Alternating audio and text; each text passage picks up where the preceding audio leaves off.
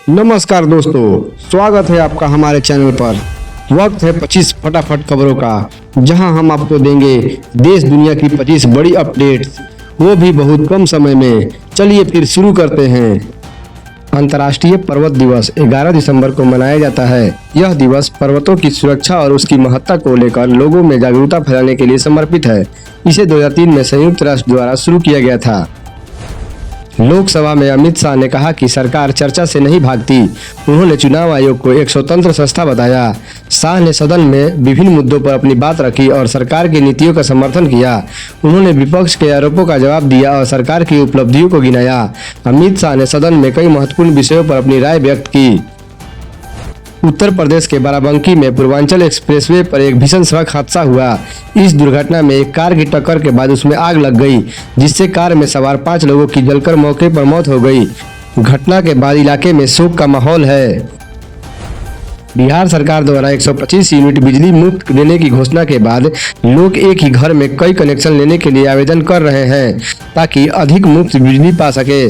विद्युत विभाग में आवेदकों की बाढ़ लगी है और जांच में पाया गया है कि कई आवेदक एक ही मकान के लिए हैं। इसलिए विभाग ने एक मकान में केवल एक कनेक्शन देने का नियम लागू किया है। अलग कनेक्शन के लिए भूमि बंटवारे के कागजात आवश्यक है। मतदाता सूची के विशेष गहन पुनरीक्षण अभियान में 15.44 करोड़ मतदाताओं में से 99.14% डिजिटलाइजेशन का काम हो चुका है। इसमें 2.91 करोड़ मतदाता मृत, स्थानांतरित, अनुपस्थित या डुप्लीकेट श्रेणी में मिले हैं। निर्वाचन अधिकारी रणदीप रेणवा ने चुनाव आयोग की इसकी जांच के लिए 14 दिन का और समय मांगा है। UIDAI ने आधार कार्ड की फिजिकल फोटोग्राफी लेने और स्टोर करने का पर रोक लगाने का फैसला किया है।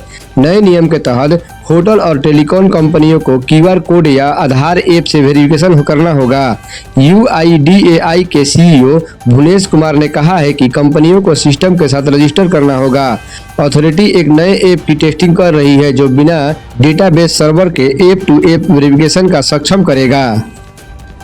एयर इंडिया ने कोहरे के कारण होने वाली उड़ान में देरी और रद्द होने से निपटने के लिए तैयारी की है। DGCA ने 10 दिसंबर से 10 फरवरी तक अवधि को सबसे ज्यादा कोहरे वाला समय घोषित किया है। एयर इंडिया ने काइट 3B प्रशिक्षित क्रू और काइट 3B सर्टिफाइड विमानों की तैनाती की है। यात्रियों को उड़ान से पहले अलर्ट भेजा जाएगा और बिना किसी पेनल्टी की उड़ान रीशेड्यूल कर सकते हैं और पूरा रिफंड ले सकते हैं। भारतीय बल्लेबाज Virat Kohli ICC one day batting ranking में 2 स्थान ऊपर चढ़कर दूसरे पायदान पर पहुंच गए हैं।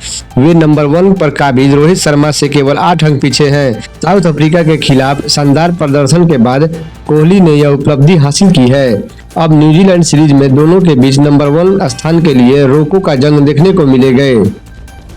ग्रेटर नोएडा में CEO एलंदी रवि ने इसरख गांव में अथॉरिटी की अधिग्रहित जमीन पर अवैध कब्जे को गंभीरता से लिया है। अवैध कब्जे से जुड़ी फाइल तलब कर कार्रवाई करने के आदेश दिए हैं। CEO ने कहा है कि अवैध निर्माण हटाया जाएगा और जमीन को मुक्त कराया जाएगा। बिसरख गांव के लोकेंद्री भाटी पर अथॉरिटी की जमीन पर अवैध कब्जे का आरोप है, जिसकी बाजार की कीमत करीबन 110 करोड़ रुपए है। सोशल मीडिया पर जेसी वेंस और उषा के बीच हुए झगड़े की एक तस्वीर वायरल हो रही है। इस तस्वीर में काफी विवाद खड़ा कर दिया है, जिसके बाद अमेरिकी उपराष्ट्रपति ने इस पर अपनी प्रतिक्रिया दी है।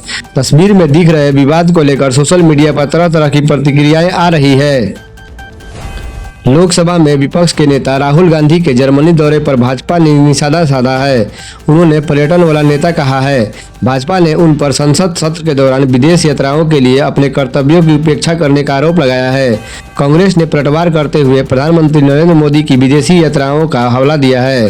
राहुल गांधी 15 से 20 दिसंबर तक बर्लिन में रहेंगे। कर्नाटक विधानसभा में हेड स्पीच पर एक विधेयक पेश किया गया है, जिसका उद्देश्य भारतीय दंड संहिता में संशोधन करना है। इस विधेयक में हेड स्पीच के लिए कड़ी सजा का प्रावधान है, जिसमें 10 साल तक की जेल भी शामिल है। विधेयक का उद्देश्य हेड स्पीच को रोकना और सामाजिक सद्भावना को बनाए रखना है। संसदीय कार्य विभाग ने इस संबंध की जानकारी दी है।